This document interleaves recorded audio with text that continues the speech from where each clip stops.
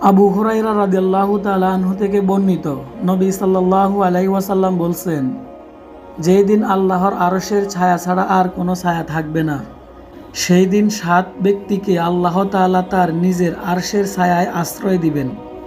1. ন্যায়পরায়ণ শাসক। 2. সেই যুবক যে বেড়ে উঠেছে তার প্রতিপালকের ইবাদতের মধ্যে। 3.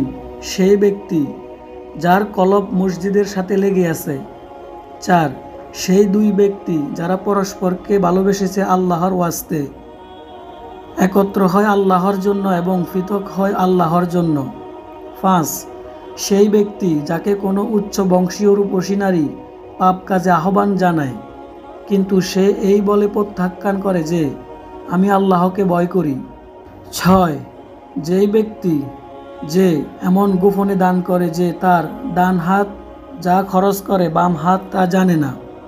7. যেই ব্যক্তি নির্জনে আল্লাহর জিকির করে ফলে তার 2 চোখ দিয়ে অশ্রু প্রবাহিত হয়।